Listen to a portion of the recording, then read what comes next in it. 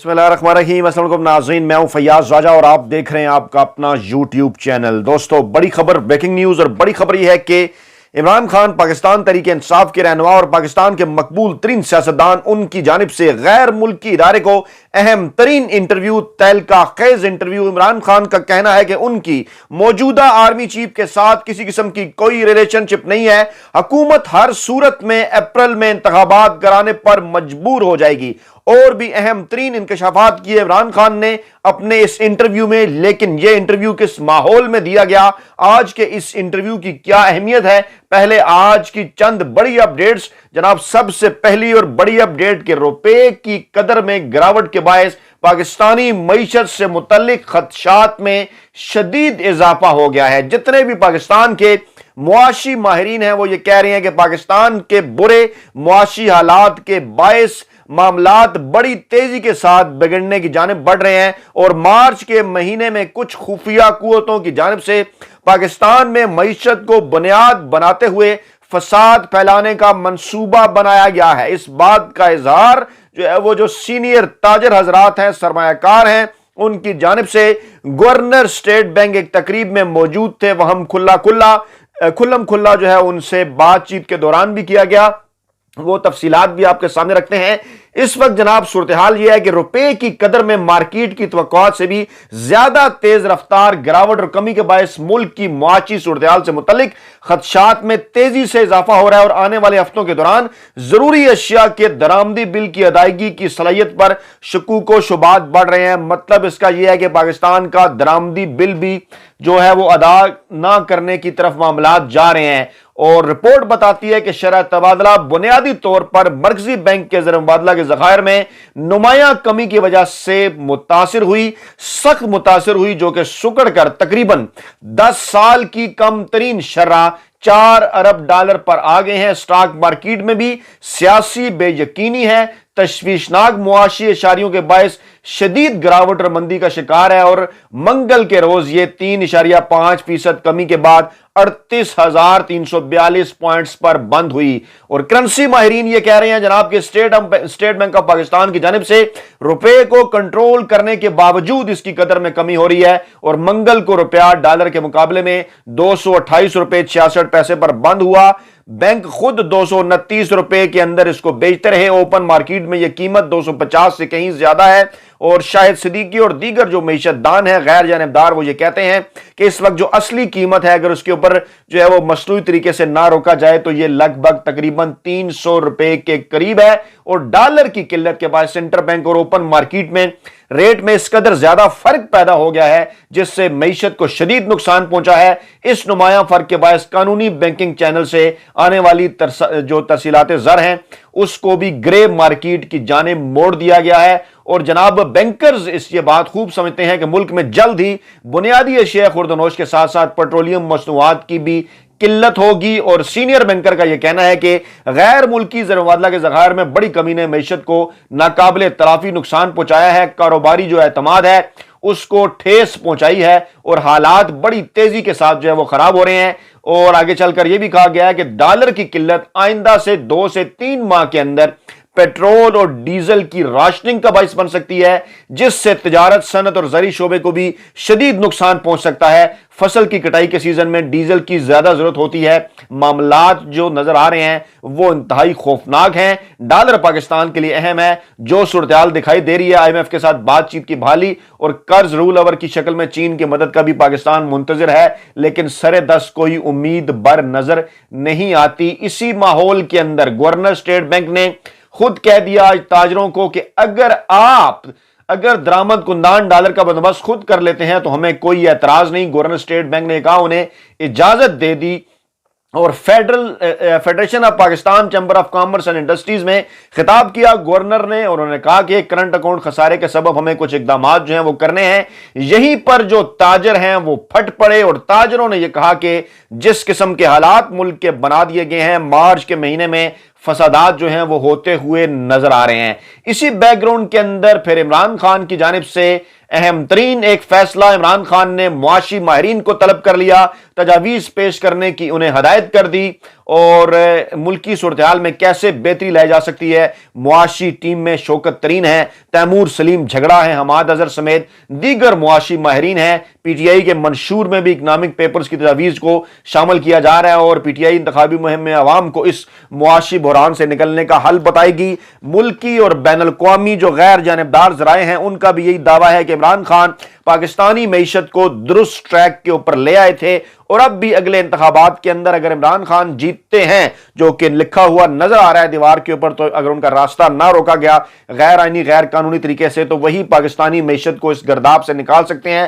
بصورت دیگر آنے والا وقت موجودہ حکومت کی پالیسیوں کے باعث پاکستان کے لیے بڑا ہی خطرناک ثابت ہونے والا ہے۔ اسی دوران پھر یہ جو مارچ میں فسادات کے حوالے سے خبریں آ رہی ہیں، تازہ ترین اپ ڈیٹ یہ بھی سامنے آئی کہ رانا ثناء اللہ کو نواز شریف نے لندن طلب کر لیا۔ بظاہر میڈیا کے رپورٹس تو یہی جاری کی گئی کہ جو پنجاب کے اندر شکست کا سامنا کرنا پڑا نواز لیگ کو، قومی اسمبلی کے اندر کیوں کر عدم اعتماد کامیاب نہیں ہو سکی، اعتماد کا ووٹ کیسے پرویز علیہ حاصل کر پائے، اس کی وجوہات جاننے کے لیے اور اگلے انتخابات کی تیاریوں کے لیے پارلیمانی بورڈ بنانے کے لیے نواز شریف نے رانا ثناء اللہ کو طلب کیا۔ لیکن ذرائع یہ بھی دعویٰ کر رہے ہیں کہ رانا ثناء اللہ کو پنجاب کے اندر خاص طور پر حالات خراب کرنے کے حوالے سے کچھ اہم ترین ٹاسک دیے جانے کا امکان ہے۔ ماضی میں بھی رانا ثناء اللہ اس قسم کے کئی وارداتیں ڈال چکے جس کے باعث ملک کے اندر، پنجاب کے اندر جو ہے وہ امن و امان کی صورتحال متاثر ہوئی اور اس حوالے سے ایک پورا ٹریک ریکارڈ ہے ان کا، اور پاکستان تحریک انصاف کے جو رہنما ہیں بارہا ثبوتوں کے ساتھ ان کا یہ جو ریکارڈ ہے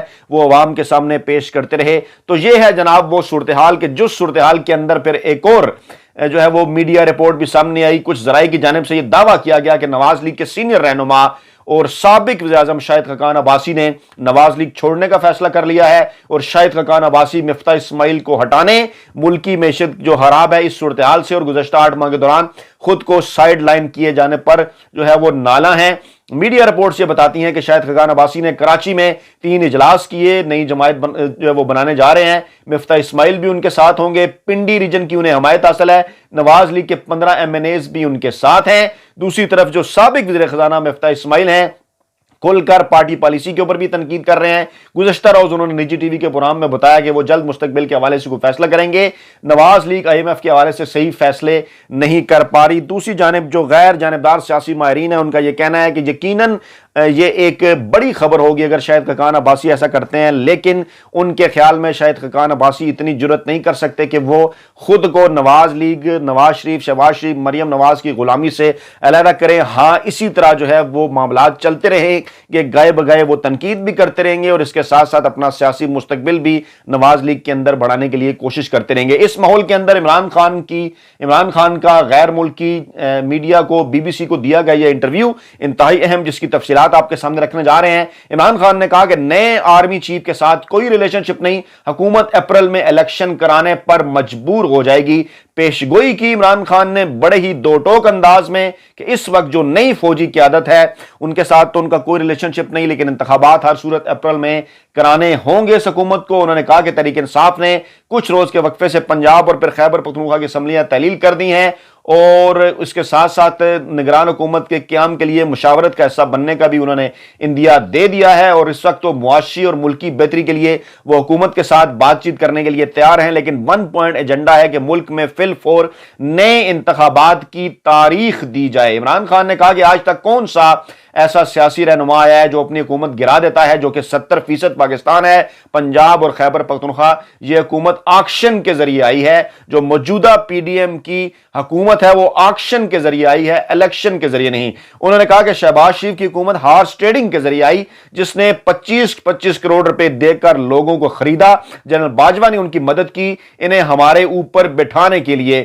انہوں نے 1100 ارب روپے کے کرپشن کیسز معاف کروائے، ہماری معیشت کا بیڑا غرق کر کے رکھ دیا۔ کبھی پاکستان کے معاشی حالات ایسے نہیں تھے، ایسے نہیں رہے جیسے آج کر دیے گئے ہیں۔ انہوں نے کہا کہ ایک ہی حل ہے تمام مسائل کا، صاف اور شفاف انتخابات۔ جب تک پاکستان میں الیکشن نہیں ہوتے، یہ نہ اندر سے کوئی سرمایہ کار کاروباری شخصیت ان پر اعتماد رکھتا ہے، نہ باہر سے کوئی ان پر اعتماد رکھتا ہے۔ ملک کی موجودہ جو معاشی صورتحال ہے وہ اس بات کا ثبوت ہے۔ جو تاجر پھٹ پڑے گورنر اسٹیٹ بینک کے سامنے وہ اس بات کا ثبوت ہے۔ عمران خان نے کہا کہ ہم ایک دلدل میں ڈوبتے جا رہے ہیں، سری لنکا جیسی صورتحال سے بچانے کے لیے حل ایک ہی ہے، فری اینڈ فیئر الیکشن، اسی وجہ سے ہم نے اپنی 2 حکومتیں گرائی ہیں۔